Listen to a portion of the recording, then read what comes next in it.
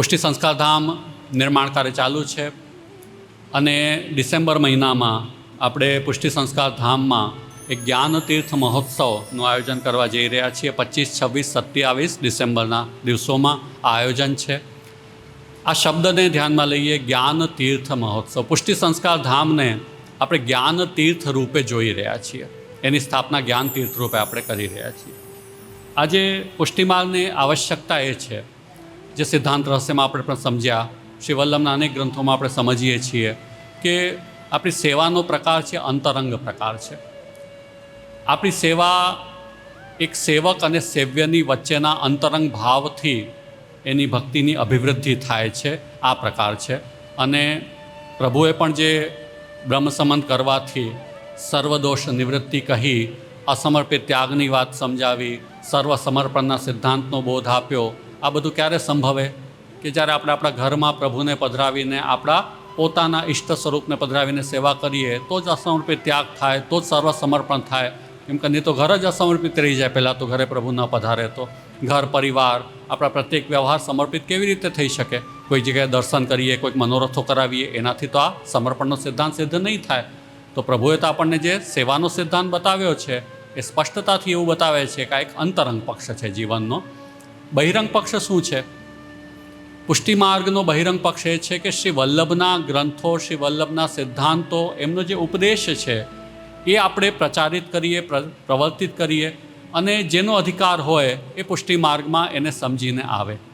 તો આપણું કર્તવ્ય છે કે જ્ઞાનનું પ્રવર્તન કરવું જોઈએ. પ્રત્યેકનું કર્તવ્ય, આચાર્યનું પણ છે, વૈષ્ણવ પણ પોતપોતાના સ્તર પર એ પ્રવર્તન કરે. ચાચા હરિવંશજીનું તો દ્રષ્ટાંત આપણી સામે જ છે. ચાચા હરિવંશજી માટે એમ કહેવાયું કે કોઈક સ્થાન પર यदि વૈષ્ણવ નથી તો ચાચા હરિવંશજી ત્યાં નહીં ગયા હોય. એટલો બધો આપનો પ્રભાવ, એટલો બધો આપનો આગ્રહ હતો. સુરદાસજીનો પણ પ્રસંગ આવે છે. પેલો બેલ નાથ્યો, 60 વર્ષે બુઢો બેલ નાથ્યો, તો એટલો બધો આગ્રહ કે આ પાખંડ કરી રહ્યો છે અને સાચો ભક્ત બનાવવો છે. તો જે પાખંડ કરે છે એને પણ સાચા ભક્ત બનાવે છે. જે સહજ જિજ્ઞાસુ છે, જેનામાં એવી તત્પરતા છે કે માર્ગને સમજવા માંગે છે, એને પણ સાચો માર્ગ પ્રાપ્ત થાય, શ્રી વલ્લભના સાચા સિદ્ધાંતો પ્રાપ્ત થાય. અને એ સિદ્ધાંતોની સાથે સાથે આપણી સનાતન ધર્મ, સંસ્કૃતિ, સંસ્કૃત ભાષા, આ બધા બેઝિક કન્સેપ્ટ છે કે જેના પર આપણે કાર્ય કરીશું. કેમ કે આપણો પ્રશ્ન સૌથી પહેલાં ત્યાં જ આવે કે મહાપ્રભુજીના ગ્રંથો સંસ્કૃતમાં છે, સંસ્કૃત અમને સમજાતું નથી, તો પછી જે કે માનવું જ પડે, બીજો કોઈ ઉપાય નથી અમારી પાસે. તો એક અનિવાર્યતા ઓર ઉત્પન્ન થઈ કે સંસ્કૃત ભાષા પણ શીખવી જ જોઈએ, શીખવી પડશે. સંસ્કૃત ભાષા પણ શીખીએ. આપણી પુષ્ટિભક્તિ સંગીતની વિલક્ષણ પરંપરા, એનું પણ વિશુદ્ધ સ્વરૂપ, એનું જ્ઞાન આપણને પ્રાપ્ત થાય. આટલો સુંદર માર્ગ છે. દર્શન મનોરથમાં આપણે આપણી શક્તિને વ્યતીત ન કરીએ, એમાં કશું પ્રાપ્ત થતું નથી. જેટલા આવા કેન્દ્રો સ્થાપિત કરશો, જેટલી હવેલીઓ સ્થાપિત કરશો, વિકૃતિ વધે છે, સ્પર્ધા વધે છે, સમસ્યાઓ વધે છે. આપણે સૌના અનુભવનો વિષય પણ એ છે. અને ખૂબ સ્પર્ધા એ વિષયમાં આપણે કરી રહ્યા છીએ. છેલ્લે કોઈ સમાજને એનાથી પ્રાપ્ત થતું નથી. ધર્મ સ્થાપના પણ નથી થતી. પુષ્ટિમાની તો વાત જ નહીં. પણ ધર્મના જે સામાન્ય ગુણો હોય એ પણ આપણામાં આવતા નથી. કેમ કે આપણે સાચા જ્ઞાન તરફ આગળ નથી વધી રહ્યા. યદેવ વિદ્યા કરોતી તદેવ વીર્યવત્તરમ ભવતી. સમજી વિચારીને કરશો તો પરિણામ મળશે. સમજ્યા વિના દોડે રાખશો તો કોઈ સિદ્ધિ ક્યારે પ્રાપ્ત થતી નથી હોતી. સમજવું શું છે? વાસ્તવિક આપણા શાસ્ત્રોને સમજવા છે, શ્રી વલ્લભના ગ્રંથોને સમજવા છે, અને એના થકી જ આપણું માર્ગ પ્રશસ્ત થાય એ દિશામાં આગળ વધવું છે. એટલા માટે પુષ્ટિ સંસ્કાર ધામ જ્ઞાન તીર્થ રૂપે એની પ્રતિષ્ઠા કરી રહ્યા છીએ. તીર્થ ઘણા છે, તીર્થોનું પોતાનું મહત્ત્વ છે, પણ તીર્થોમાં પણ મ્લેચ્છાક્રાંતતા આવી છે. શ્રી વલ્લભ આજ્ઞા કરે છે, આપણે પણ આપણા અનુભવમાં પણ છે. તો યથાયોગ્ય તીર્થોમાં જઈએ, વ્રજભૂમિમાં જઈએ, અને જે પણ આપણને તીર્થના મહાત્મ્યથી યદા કદા જ્યાં પણ જવાનો અવસર મળે તો જઈએ, એનો લાભ પ્રાપ્ત કરીએ. પણ આજની આવશ્યકતા જ્ઞાન તીર્થની છે, જ્ઞાનના કેન્દ્રોની છે. સાચું જ્ઞાન મળશે તો બાકી બધું સહજ જ એ પ્રકાશમાં પ્રકાશિત થઈ જશે. અને એ જ્ઞાન નહીં મળે તો કેટલી પણ શક્તિ, કેટલી પણ શ્રદ્ધા હશે, એ દિશાવિહીન ભટકતી રહેશે. અને છેલ્લે કોઈ સારા પરિણામ આપણને આપણા ધર્મક્ષેત્રમાં, આપણા સમાજ ક્ષેત્રમાં અને આપણા વ્યક્તિગત જીવનમાં, આપણા બાળકો માટે, આપણા યુવાનો માટે પ્રાપ્ત નહીં થાય. એટલા માટે જ્ઞાન તીર્થ મહોત્સવનું આયોજન આપણે કરવા જઈ રહ્યા છીએ. સૌને આજના શુભ દિવસે એ જ અપેક્ષા રાખું કે બધાને એવી પ્રેરણા પ્રાપ્ત થાય કે હવે એ સમય વ્યતીત થઈ ગયો કે જ્યારે આપણે માત્ર આ પ્રકારની હવેલીઓ ઊભી કરીને અથવા મનોરથો કરીને અથવા માલા પહેરામણીઓ કરીને અને ધર્મને સુરક્ષિત કરી શકતા હતા. સમૂહ દેખાતો હશે, ભીડ હશે, પણ ધર્મની રક્ષા નથી થઈ રહી, કેમ કે ધર્મનું સાચું સ્વરૂપ જ કોઈ નથી સમજી રહ્યું. બધા ભટકી રહ્યા છે અને ભટકતા ભટકતા ક્યાં જાય છે આપણને ખબર નથી. અમને પરવા પણ નથી, કેમ કે અમને સમુદાય દેખાઈ ગયો. વ્યક્તિનું શું થાય છે એની અમને પરવા નથી રહી ગઈ. બધાની એ સ્થિતિ છે કે મોટો સમુદાય દેખાય એટલે બધા ખુશ છે. એમાં વ્યક્તિઓની મનસ્થિતિ શું, એમની સમસ્યા શું, એના સમાધાન શું, એમના જીવનમાં શું ચાલી રહ્યું છે, એમના જીવનમાં ભક્તિ ધર્મ આવી રહ્યો છે કે નથી આવી રહ્યો, એના વિશેની કોઈ સભાનતા નથી રહી ગઈ.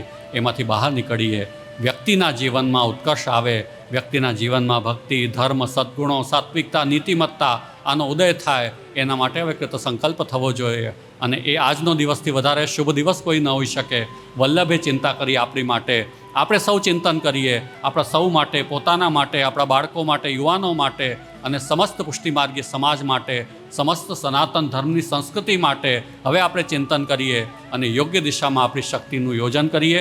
એટલે જે કોઈ હવે વ્યર્થમાં પોતાની શક્તિને વેડફતા હશે, પોતાની બુદ્ધિ શક્તિને, પોતાની ક્રિયા શક્તિને, પોતાની ધન શક્તિને, આ બધી શક્તિઓને જ્ઞાન તરફ યોજિત કરો. આ ક્યારેય આપણું જ કાર્ય છે એવી વાત નથી. બધાએ આ જ કરવું જોઈએ. બધાએ આ જ કાર્યક્ષેત્રમાં પોતાને જોડવા જોઈએ. બધા જ આચાર્યોએ, બધા જ વૈષ્ણવો પણ એ જ કહેવું જોઈએ પોતપોતાના ગુરુદેવને કે હવે આપ આ કાર્ય કરો. હવેલીઓ ઘણી થઈ, હવેલીઓની સ્પર્ધા પણ ખૂબ કરી આપણે. એક ગામમાં 2-2, 3-3 હવેલી થાય. એક જ ગામમાં એક જ બાળકની 2-2, 4-4 શાખાઓ ઉત્પન્ન થાય. શું સિદ્ધ થયું? કશું નહીં થયું. એક જ્ઞાન કેન્દ્ર ઊભું કરી લો, એક ગુરુકુલ ઊભું કરી લો, એનાથી જે બાળકોને અને સૌને સંસ્કાર મળશે એ અદ્ભુત હશે. તો એ વિષયમાં, એ દિશામાં આપણે સૌ પ્રવૃત્ત થઈએ એવી શુભકામના. અને આપણો જ્ઞાન તીર્થ મહોત્સવ આપ સૌને આમંત્રણ આપું છું. સૌ અવશ્ય ઉપસ્થિત થજો. બધા જ લાઈવ જોઈ રહ્યા છે એ બધાને પણ આમંત્રણ છે. 25, 26, 27 ડિસેમ્બર 3 દિવસ પુષ્ટિ સંસ્કાર પાઠશાલાના બાળકોની પ્રસ્તુતિઓ ત્યાં થશે. આપણા ગુરુકુલના બાળકો, આપણી પુષ્ટિ સંસ્કાર જે વિદ્યાલય છે, સ્કૂલ છે, એના બાળકો, વિલક્ષણ પ્રસ્તુતિઓ. એના દ્વારા આપણને ખૂબ પ્રેરણા પ્રાપ્ત થશે. આપણું વલ્લભી યુવા સંગઠન, આપણું પુષ્ટિ સંસ્કાર યુથ વિંગની યુવતી બાલિકાઓ, આ બધાની સુંદર પ્રસ્તુતિઓ દ્વારા પણ આપણને સૌને સાચી પ્રેરણા પ્રાપ્ત થશે એવો આ દિવ્ય મહોત્સવ છે. તો આપ સૌ આમંત્રિત છો. અને આજના દિવસે સૌ માટે એ જ સંદેશ, પ્રત્યેક પુષ્ટિમાર્ગીય, પુષ્ટિજીવ, પુષ્ટિમાર્ગમાં નિષ્ઠાવાન જે ગુરુઘર હોય, જ્યાં તમે રહેતા હો, બધા માટે એ સંદેશ છે. આપણા સૌના ગુરુ શ્રી વલ્લભ છે. એ ભાવ સાથે શ્રી વલ્લભના સિદ્ધાંત, ધર્મ સંસ્કૃતિના સાચા સ્વરૂપની પ્રતિષ્ઠા માટે હવે આપણે પ્રતિબદ્ધ થવું જોઈએ. આ મારો તારો વિષય નથી, આપણા બધાનો વિષય છે. આ ખાલી પુષ્ટિ સંસ્કાર ધામ એક સ્થાનની વાત નથી. પ્રત્યેક સ્થાનમાં, પ્રત્યેક આચાર્ય બાલકે, પ્રત્યેક વૈષ્ણવે આ જ વિચારવાનું છે કે હવે જ્ઞાન કેન્દ્રોનું નિર્માણ કરવાનું છે. એ કરશો તો ભવિષ્ય સુંદર થશે. અને ઘણીવાર એવું લાગે પ્રબુદ્ધ જે વૈષ્ણવ વર્ગ છે, ચલો અમારી કથા તો અલગ છે કે અમારા શું સ્વાર્થ અને શું કારણો હોય ન જાણીએ, પણ જે પ્રબુદ્ધ વૈષ્ણવ વર્ગ છે એ પણ કેમ નથી સમજી શકતા કે હવે આવશ્યકતા ગુરુકુલની છે, હવે આવશ્યકતા જ્ઞાન કાર્યની છે. આપણે સર્વત્ર જોઈ રહ્યા છીએ, બધા સંપ્રદાયમાં ચાલી રહ્યું છે, અને છતાંય આપણે નથી જાગી રહ્યા. હજી આપણે ભટકી રહ્યા છીએ. એક તો વલ્લભના સિદ્ધાંતથી વૈપરીત્ય છે, એ સમસ્યા. અને એનાથી જાગૃત ન થતા હો તો કમસે કમ વર્તમાનને તો જુઓ, આપણી આવશ્યકતાને તો સમજીએ આપણે કે શી આવશ્યકતા છે આજના સમાજની. આજે દુનિયા ક્યાં જઈ રહી છે અને આપણે ક્યાં ભટકી રહ્યા છીએ. એટલે બધા જ પ્રબુદ્ધ વૈષ્ણવોને, પ્રબુદ્ધ આચાર્ય વર્ગને સૌને આગ્રહ છે કે આપણે જાગૃત થઈએ, પોઝિટિવલી વર્ક કરીએ. કોઈની નિંદાનો સવાલ નથી, પણ વિધેયાત્મક અભિગમ સાથે આપણે સૌએ શ્રી વલ્લભના માર્ગની પ્રતિષ્ઠા માટે, ધર્મ માર્ગની પ્રતિષ્ઠા માટે આજે પવિત્ર એકાદશીના દિવસે, શુભ દિવસે સંકલ્પબદ્ધ થવું જોઈએ. વલ્લભની કૃપાથી આપણને સૌને સન્માર્ગની પ્રેરણા પ્રાપ્ત થાય એવી શુભકામના સાથે વિરામ લઉં છું. શ્રી વલ્લભાધીશ કી જય.